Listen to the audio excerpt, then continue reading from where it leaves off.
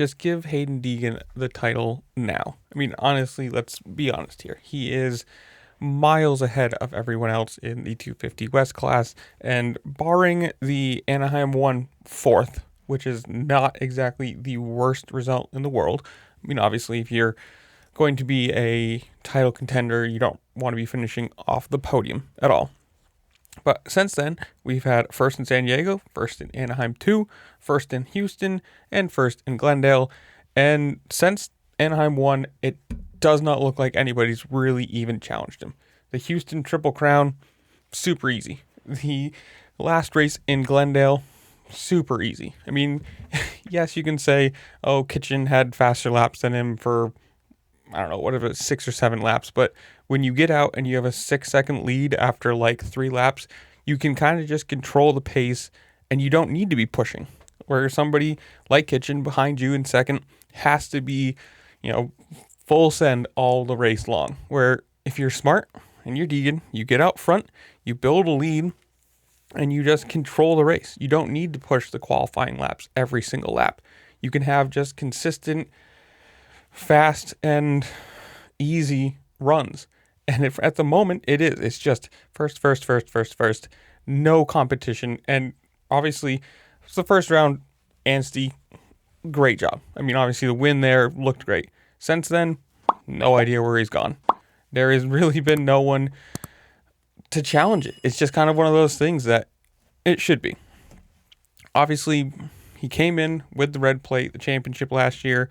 We knew this is going to be, obviously, to be his last 250 year. And you have to expect him to be a title favorite, a title contender. The guy everybody would be, bullseye on his back. But to be this dominant and make it look this easy. He is definitely heads and shoulders above everybody right now in the 250 class, at least in the West. There's a reason that he's as decorated, I guess you can say, as he is. I think with this win, correct me if I'm wrong, he ties Ricky Carmichael with Supercross 250 wins. And obviously, that's not really a list you can go super high on now. If you get a bunch of wins in a year, you're going to win a title unless something, barring some big crash or an injury or whatever happens. So it's not like you're going to stick in the 250 class for a very long time and climb the win counter, which I don't think you really want to be number one on the 250 win counter because that just means you've been there for a very long time, honestly. But it's just at a certain point you got to say, let's be honest here. He is crushing this West. What I'm going to be excited to see is when the East-West showdowns come around, where he's going to fall overall. I mean, you got to expect him, just like he is on the 250 West side of things. He's going to be I can't call him a title contender because he's not racing the East, but he's going to be a podium and or more than likely a win contender in any race. And you got to say, at this point, he's 27 points ahead of his teammate Michael Mosiman. He is a whole race ahead of points. He can take a week off and just say, I'm still winning. And, I mean, you got to say, overall great year, especially, too, for Star Yamaha, with Deegan in first, Mosiman in second, and Max Anstie in fourth. 3 of the top 4 guys from one team being championship leaders is a great showing in general. Shows that bike is amazing.